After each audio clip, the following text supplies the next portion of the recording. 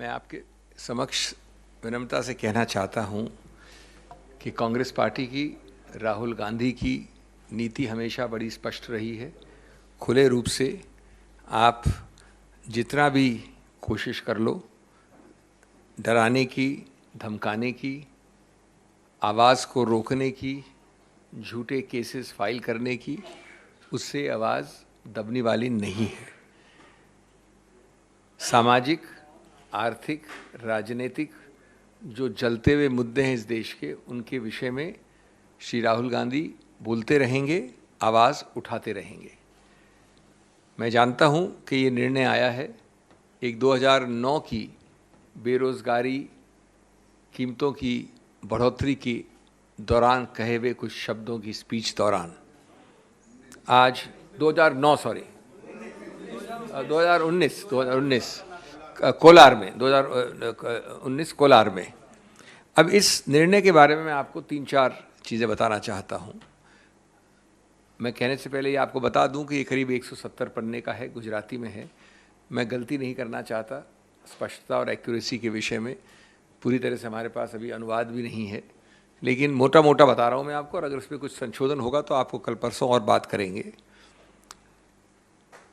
Number 1, मानहानि के विषय में एक सिद्धांत कानून का मूल सिद्धांत है, और वो ये है कि आपको किसी स्पष्ट व्यक्ति या स्पष्ट चीज के विषय में मानहानि करनी चाहिए, आरोपित रूप से कम से कम।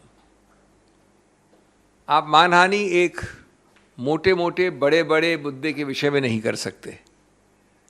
एक ऐसे विषय के बारे में जिसमें स्पष्टता नहीं है, एक व्यक्ति विशेष के विरुद्ध आक्षेप नहीं है,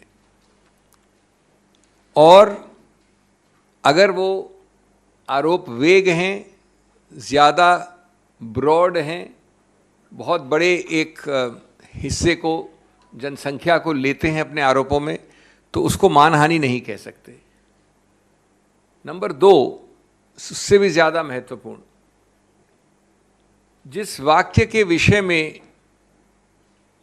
चुनौती दी गई है कानून द्वारा, उस वाक्य में के विषय में किसी भी उन व्यक्तियों ने कोई भी कंप्लेंट फाइल नहीं की है जिनके संबंध में वो वाक्य कहा गया है। जो भी नाम लिए गए हैं, जो भी चीज़ें कही गई हैं, उनमें से कोई व्यक्ति ने कोई कंप्लेंट फाइल नहीं की। ये भी मानहानि के कानून का एक बहुत अभिन्न अंग है कि जिसकी मानहानि हुई है उसको ही कंप्लेंट फाइल करनी होती है, और उसको बताना होता है कि किस प्रकार अमुक व्यक्ति के कहने से इस व्यक्ति की मानहानि हुई। ये कंप्लेंट उनमें से किसी व्यक्ति द्वारा नहीं है। नंबर 3, जब फौजदारी मुकदमा करते हैं, जो कि किया गया इस केस में, तो एक गलत नीति, द्वेष की भावना सिद्ध करना अति आवश्यक है। कोलार की अगर आप पूरी स्पीच देखेंगे तो वो जनहित के बारे में है, राजनीति के बारे में है, कीमतों की बढ़ोतरी के बारे में है, बेरोजगारी के बारे में है। उसके दौरान अगर ये वाक्य, जिसको आज आपत्तिजनक माना गया है, जिसको भी चुनौती दी जाएगी ऊपरी अदालतों में, तो भी ये नहीं कह सकता कोई भी कि द्वेष की भावना से, बदमिजाजी से, जानबूझकर, जिसको मैलाफिडे इंटेंट कहते हैं, मैलिस कहते हैं कानून में, ये एक अनिवार्य अंग है इस आरोप का। और जब तक ये साबित नहीं होता पूरे संदर्भ से, तब तक आप नहीं कह सकते कि ये ऑफेंस बना है। ये पूरी तरह से इस केस में साबित नहीं हो सकता है, क्योंकि वाक्य, संदर्भ एकदम अलग था। चौथा, और ये चीज़ें अभी जैसा मैंने कहा इसके डिटेल्स चेक करने हैं, लेकिन जो अभी उनको अभी तक तथ्य मिले हैं उसके अनुसार ये मामला काफ़ी अरसे तक एक मैजिस्ट्रेट मिस्टर एक्स के सामने था। जब वो वहाँ था तो याचक ने, कंप्लेनेंट ने बड़े कोर्ट में, हाई कोर्ट में जाकर इस पूरे प्रक्रिया का स्टे ले लिया, रुकवा दिया उसको काफ़ी अरसे तक, कई महीनों तक। जब उस व्यक्ति का स्थानांतरण हुआ या वो उस ओहदे से हट गए, तो ये याचिका जो ऊपरी अदालत में डाली गई थी उसको विड्रॉ कर लिया गया और ये वापस नीचे आ गई एक भिन्न मैजिस्ट्रेट के सामने, जहां अभी आपको निर्णय अब आया है। तो इसकी तारीखें, इस प्रक्रिया को भी हम गौर से देखेंगे कि एक ठीक प्रकार से ये न्यायिक प्रक्रिया हुई है कि नहीं। लेकिन प्राथमिक दृष्टि से ये चौथा मुद्दा भी अत्यंत महत्वपूर्ण है। पांचवा, एक प्रावधान है कानून में, उसको 202 कहते हैं। 202 विशेष रूप से बनाया गया उनके लिए कि अगर वारदात हुई कोलार में और आपने जाके त्रिवेंद्रम में कंप्लेंट फाइल कर दी, वारदात हुई कोलार में और आपने जाके श्रीनगर में कंप्लेंट फाइल कर दी, तो कोई भी मैजिस्ट्रेट उसकी शुरुआत करने से भी पहले, निर्णय तो बहुत बात की बात है, शुरुआत करने से भी पहले एक जांच करेगा कि ये पूरी तरह से आउट ऑफ जुरिस्डिक्शन है या जुरिस्डिक्शन के अंदर यानी अधिकार क्षेत्र के अंदर है कि नहीं है। 202 का इसमें सीधा उल्लंघन हुआ है।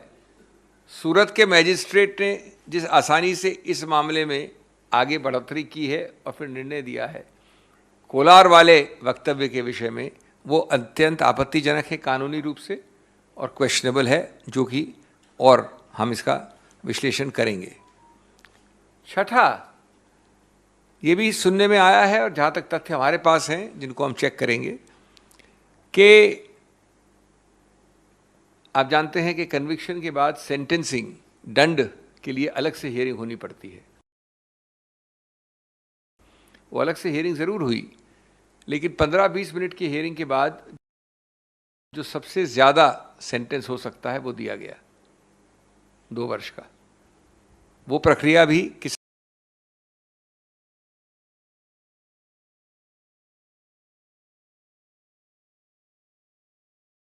हद तक सही है गलत है उसको भी देखा जाएगा। इस सब का मूल निचोड़ क्या है? मूल निचोड़ ये है कि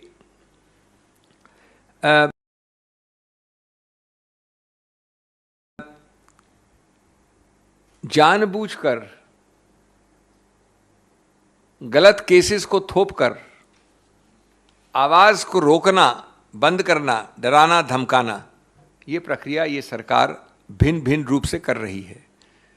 साथ साथ इससे कहीं ज़्यादा आपत्तिजनक वक्तव्य दिन प्रतिदिन इनके द्वारा, इनके मंत्रियों द्वारा, इनके वरिष्ठ नेताओं द्वारा, इनके कार्यकर्ताओं द्वारा को अनदेखी, अनसुनी कर दिया जाता है। लेकिन इस भय से अगर वो सोचते हैं कि किसी रूप से जनहित के मुद्दों को उठाने में कांग्रेस हिचकेगी या राहुल गांधी हिचकेंगे, तो ये गलत धारणा है। जैसा मैंने कहा, ये एक पहला निर्णय है, सबसे निचले दर्जे का निर्णय है, जो कि हमारी न्यायिक हायरार्की में सबसे निचला दर्जा होता है मैजिस्ट्रेट का। इसके बाद सेशंस कोर्ट ले जाएंगे इसको और उसके ऊपर भी कई अदालतें हैं।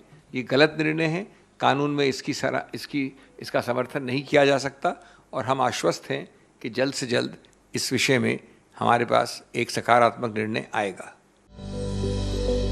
Welcome to K-Mall, a premium project by Kaleen Group.